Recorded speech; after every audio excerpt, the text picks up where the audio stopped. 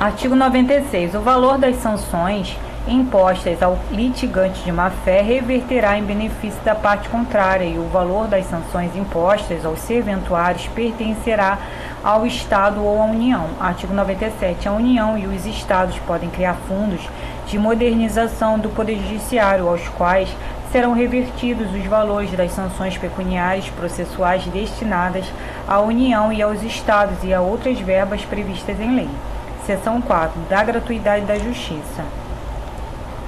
Artigo 98. A pessoa natural ou jurídica brasileira ou estrangeira com insuficiência de recursos para pagar as custas, as despesas processuais e os honorários advocatícios tem direito à gratuidade da justiça na forma da lei. Para a primeira, a gratuidade da justiça compreende, inciso 1, as taxas ou as custas judiciais, inciso 2, os selos postais, inciso 3, as despesas com publicação na imprensa oficial, dispensando-se a publicação e outros meios, inciso 4, a indenização devida à testemunha que, quando empregada, receberá do empregador salário integral, como se em serviço estivesse. Inciso 5. As despesas com a realização de exame Inciso 5. As despesas com a realização de exame de código genético, DNA e de outros exames considerados essenciais. Inciso 6. Os honorários do advogado e do perito e a remuneração do intérprete ou do tradutor nomeado para a apresentação de versão em português de documento redigido em língua estrangeira. Inciso 7. O custo com a elaboração de memória de cálculo, quando exigida, para instauração da execução. Inciso 8. Os depósitos previstos em lei para a interposição de recurso, para a propositura de ação e para a prática de outros atos processuais inerentes ao exercício da ampla defesa e do contraditório. Inciso 9. Os emolumentos devidos a notários ou registradores em decorrência da prática de registro, averbação ou qualquer outro ato notarial necessário à efetivação de decisão judicial ou à continuidade de processo judicial no qual o benefício tenha sido concedido. Parágrafo 2º. A concessão de gratuidade não afasta a responsabilidade do beneficiário pelas despesas processuais e pelos honorários advocatícios decorrentes de sua sucumbência. Parágrafo 3º. Vencido o beneficiário, as obrigações decorrentes de sua sucumbência ficarão sob condição suspensiva de exigibilidade e somente poderão ser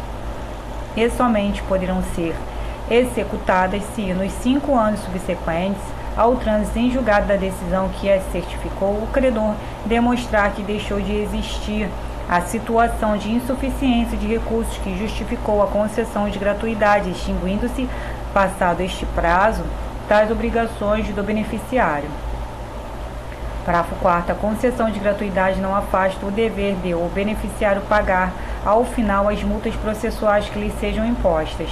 Parágrafo 5º. A gratuidade poderá ser concedida em relação a algum ou a todos os atos processuais ou consistir na redução percentual de despesas processuais que o beneficiário tiver de adiantar no curso do procedimento. Parágrafo 6º. Conforme o caso, o juiz poderá conceder direito ao parcelamento de despesas processuais que o beneficiário tiver de adiantar no curso do procedimento. Parágrafo 7º. Aplica-se o disposto no artigo 95, parágrafo 3º a 5º, ao custeio dos emolumentos previstos no parágrafo 1º, inciso 9, do presente artigo, observada a tabela e as condições da lei estadual ou distrital respectiva.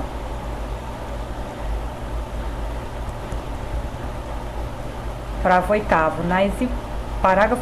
Na hipótese do parágrafo 1º, inciso 9, havendo dúvida fundada quanto ao preenchimento atual dos pressupostos para concessão de gratuidade, o notário ou registrador, após praticar o ato, pode requerer ao juízo competente para decidir questões notariais ou registrais a revogação total ou parcial do benefício ou a sua substituição pelo parcelamento de que trata o parágrafo 6º deste artigo, caso em que o beneficiário será citado para em 15 dias manifestar-se sobre esse requerimento.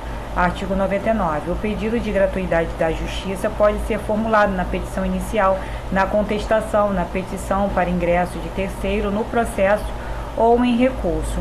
Parágrafo 1º. Se superveniente a primeira manifestação da parte na instância, o pedido poderá ser formulado por petição simples nos autos do próprio processo e não suspenderá seu curso.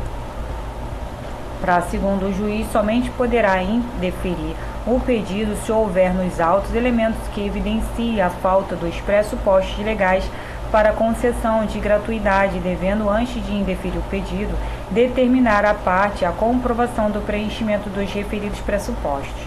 Parágrafo 3º. Presume-se verdadeira a alegação de insuficiência, deduzida exclusivamente por pessoa natural. Parágrafo 4º. A assistência do requerente por advogado particular não impede a concessão de gratuidade da Justiça. Parágrafo 5º. Na hipótese do parágrafo 4º, o recurso que verse exclusivamente sobre o valor de honorários de sucumbência fixados em favor do advogado e de beneficiário estará sujeito a preparo, salvo se o próprio advogado demonstrar que tem direito à gratuidade. Parágrafo 6º. O direito à gratuidade da justiça é pessoal, não se estendendo a litisconsorte ou a sucessor do beneficiário, salvo requerimento e deferimento expressos.